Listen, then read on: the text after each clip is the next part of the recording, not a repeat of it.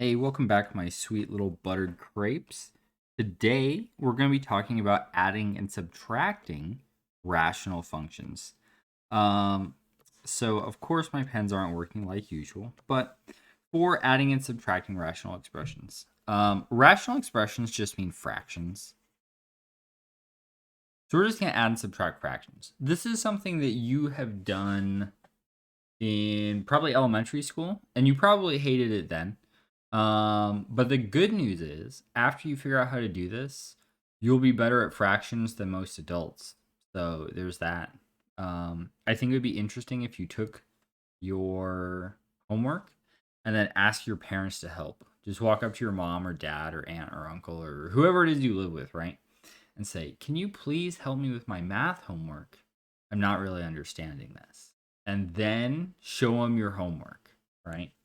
Or show them one of the example problems that you already know how to do, and then just see what they do. Maybe your mom will like slap you with a shoe or something like that. She'll be like, "How dare you attack me like this in my own home?" But I think we're getting pretty close to the area where you're better at math than your parents are. That might not be true for all of you. Some of you probably have some pretty math-minded parents, but I'm willing to bet most of you don't.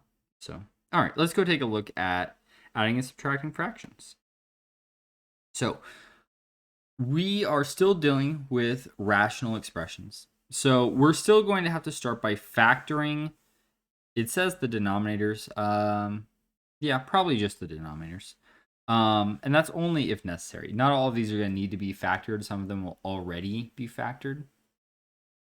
Then it says determine the value of the least common denominator, or the LCD, if you remember that from like third grade. I think it's important here between step 1 and step 2, you also want to find restrictions. And our restrictions are just setting the bottom equal to 0 and then solving for x. And that will give us all the numbers we're not allowed to plug in.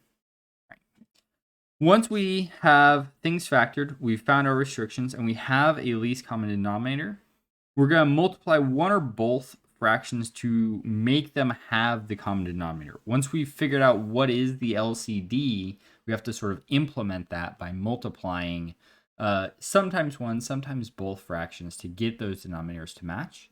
And we're going to multiply top, come on, pen, top and bottom. Because if we have something like x plus 2 over x plus 2, this simplifies to 1.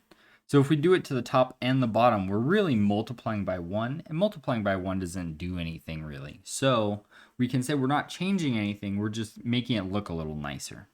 So once we have our least common denominators adjusted, then we can add the numerators or subtract, and I'll show you some tricks for subtracting, and we'll keep the denominators. The denominators do not change when you do the adding or subtracting part.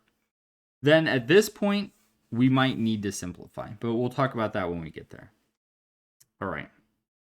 So let's go ahead and look at these very easy, simple problems. Okay. So our first step is factor. Okay, there's nothing here to factor. Our second step is going to be to make the denominators match, but they already match. They're both 5s. And we need to take our denominators and set them equal to 0 to find any restrictions. But because there's no variable in the denominator, there aren't any restrictions. So we get to skip the first 3 steps on this problem. We can just go ahead and do the addition. So what we're going to do for the addition is we add the tops. So 2y plus 1y. When you're adding variables, you're just combining like terms. So 2 plus 1 is 3y. And then for fractions, we keep our denominator the same. So whatever that matching denominator is, that'll be the denominator of your answer. And this is your answer. And there are no restrictions because there are no variables in our denominator. All right. Second example. Everything is factored. we need to find our restrictions because now we have a variable in our denominator. So we say x minus 1 equals 0. We add the 1 over. The 1's cancel. And x equals 1. So our restriction, why did that change? Do you see that? That was incredible. Why did that change like that? That's so crazy. It's even still blue. Sometimes you guys, I swear my house is haunted or something. So our restrictions are just x does not equal 1. Okay, so we have our restrictions taken care of. Now we need to do our adding or subtracting. When we are doing subtracting, what I think is best to keep us from messing up any signs is distribute the negative to the top of the second fraction and then make this a plus sign. If you don't do that, when you get to harder problems like this, it's really easy for us to mess up signs of things. So when we do subtracting, we're going to distribute the negative to the top of the second fraction and then add instead. So x plus negative 2 is just x minus 2. How did it change back to black? And then we keep our matching denominator. Oops, not divided by. Now it's blue again. This is, I swear. Okay. If you hear me get murdered by ghosts, protect me or call the police. I don't know. Actually, I'm not sure if calling the police will help either. But anyway, that is our answer right there with these restrictions. Okay, so these are just easy baby problems, right? We've got, this one has no restrictions, and you just add the tops, easy. This one had a restriction, but still, we just add the tops and we're good to go. Let's look at some more complicated ones. So, for these ones, we can't factor the top here. We can't factor the bottom here. Can't factor the top, but this bottom piece here, we can factor a 3 out. So this is going to turn into, take the 3 out. 3 goes into 3 one time, and then 3 goes into 6 2 times. 7. Let's go ahead and distribute our negative on, and then turn that into a plus, and bring down this first fraction. All right. So now we can go ahead and find our restrictions now that we have everything factored. So we set x plus 2 equal to 0. And we subtract the 2 on both sides. And x equals negative 2. So our restrictions are x does not equal negative 2. We could do it for this right here as well. However, it's the same binomial, so we'll get the same restriction, so it's really not necessary to do the extra work. Now, we have to do the finding the least common denominator. We have to make our denominators match for the first time. So we can see that both of these have an x plus 2 in them, but this one has a 3. So to make this one match, we need to put a 3 on this one as well. So we need to multiply the bottom by 3. Whatever we do on the bottom, we have to do that on the top as well. Otherwise, our fraction will have changed, and then you've changed the value of your expression, which is not good. So now we'll multiply by 3. So 3 times 5 is 15x. We'll just put the 3 back in. It's going to be 3x plus 6 plus negative 7 over 3x plus 6. And now we have common denominators. We have our restrictions. And we've distributed our negative. Now we can just combine the tops. So 15x and negative 7 aren't actually like terms though, because this has an x and this does not. So they need to stay separate. They're going to be 15x minus 7 over, our denominator still stays the same, 3x plus 6. So this is our answer, and this is our restriction. All right, not too bad. Let's look at this one. This one is where it starts to get a little tricky, and then we'll do a couple more like this to help you grow as people and really put hair on your butts.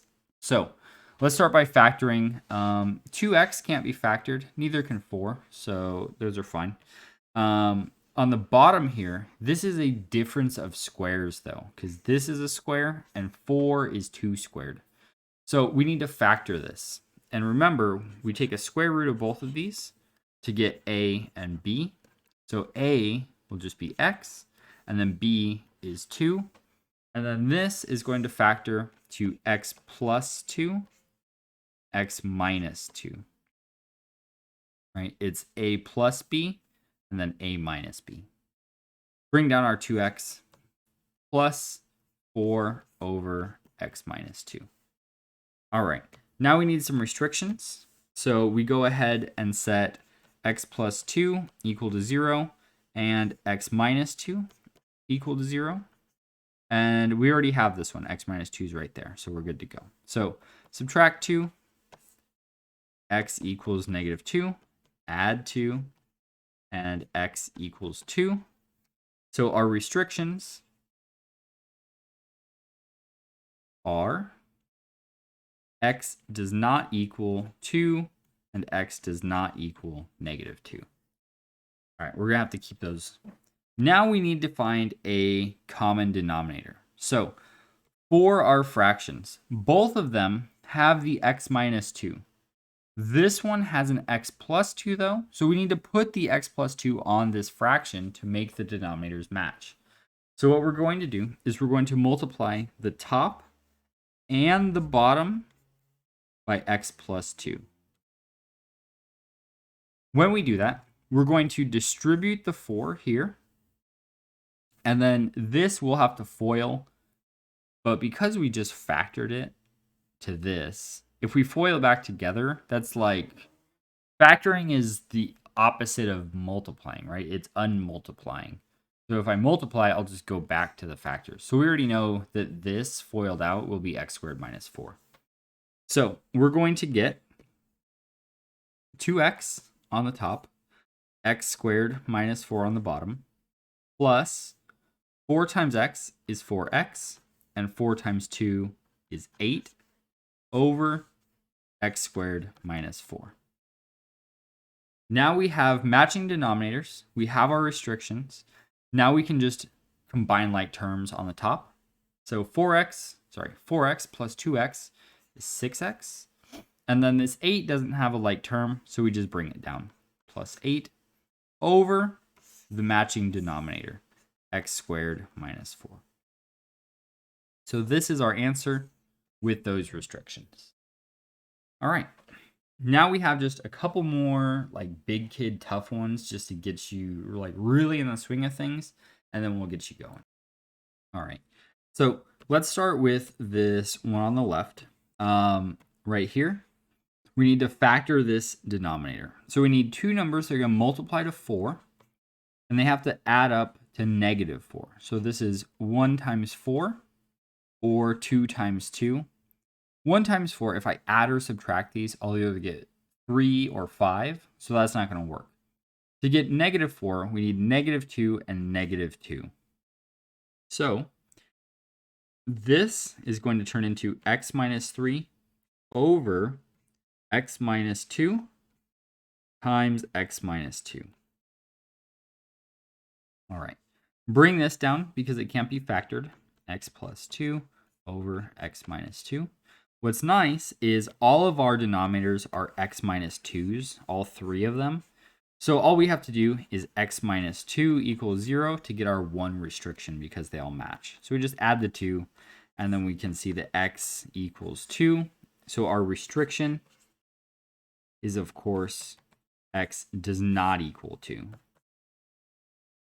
All right.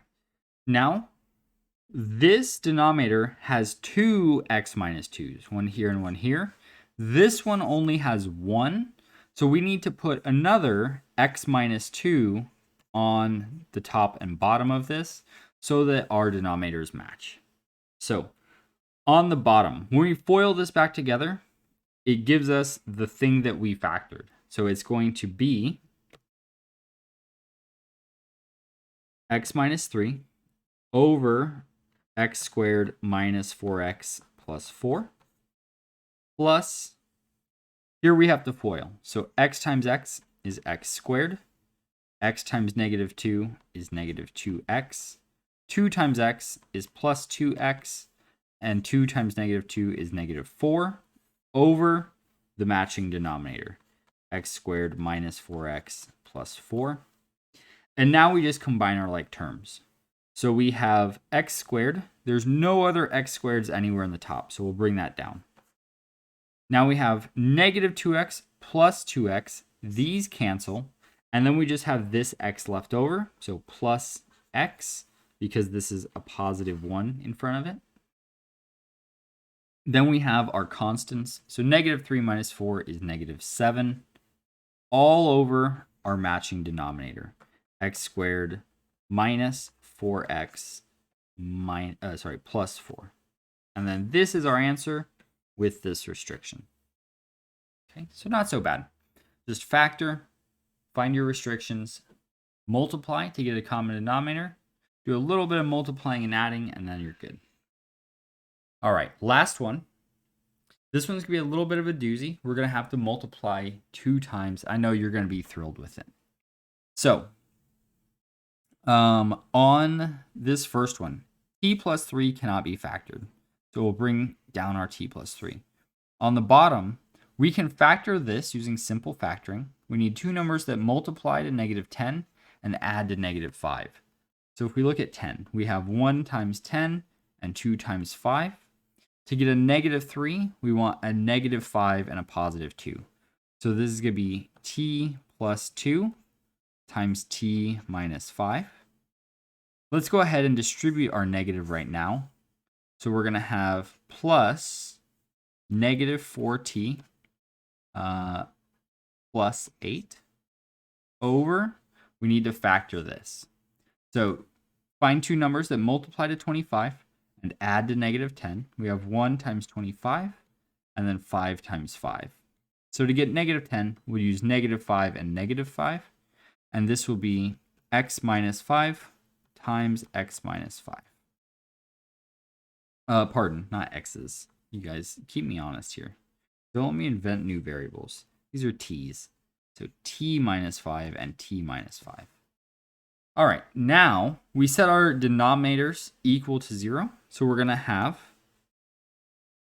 t plus 2 equals 0. Subtract 2, and we get t equals negative 2. T minus 5 equals 0. Add 5, add 5. These cancel, and t equals 5. And then these are the same as that, so there's no reason to do them again. So our restrictions are hard to spell. Are t minus 2. Sorry, t does not equal negative 2, and then t does not equal 5. All right.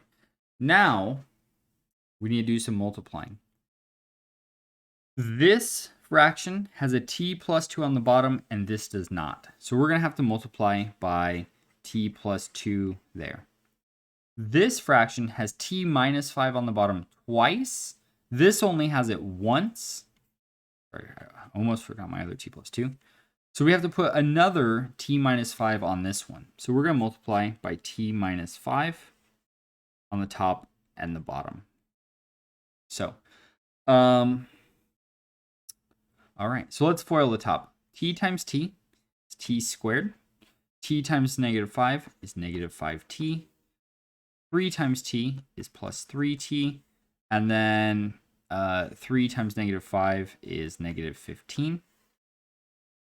Then on the bottom, we already know that t plus 2 times t minus 5 is t squared minus 3t minus 10. So we're going to just go ahead and multiply that by t minus 5. T minus 5. Distribute the t. Whoops, not that far. I went one too far over. Okay. So t times t squared is t to the third. T times negative 3t is negative 3t squared. T times negative 10 is negative 10t. And then we distribute the negative 5. So we're going to get negative 5t squared Negative 5 times negative 3 is going to be positive 15t. And then negative 5 times negative 10 is plus 50. All right, let's clean this up a tiny bit, and then we'll take care of this second fraction. These are like terms on the top, so we can combine them. So we're going to have t squared minus 2t minus 15 over t to the third, negative 3t squared minus 5t squared is negative 8t squared. Negative 10t plus 15t is positive 5t plus 50. All right. So now we need to do the second fraction. So we're going to put our plus t times negative 4t is negative 4t squared. T times 8 is plus 8t. Then we have 2 times negative 4t is negative 8t. And then 2 times 8 is plus 16. And then we don't actually need to multiply these out. We already know the answer because the whole reason we're doing this is to get matching denominators. So it's going to match this denominator here. So we can just copy that over without thinking too much about it. All right. Now, almost home free, we just have to combine our like terms. So t squared minus 4t squared is negative 3t squared. 8t minus 8t cancel, and then we do have this minus 2t left over. And then negative 15 plus 16 is plus 1 all over these matching denominators. So t cubed minus 8t squared plus 5t plus 50. And that's our answer with these two restrictions. All right, there we go. So there's your notes. Hopefully that wasn't too painful for you. If it was, please hop in the WebEx and say, Mr. Barton, that was so painful. Oh, I don't think I'm going to live. Can you please call my mother and tell her how much I'm going to miss her? Tell her she can have my dog. Tell her not to look at my internet browsing history. And tell her I've got $32.18 stuffed under my mattress, and I want her to have it so that my little brother and sister don't starve to death during the cold winter. But if it wasn't that bad, then you can go ahead and start your homework. Otherwise, have a great day. I'll see you guys next time.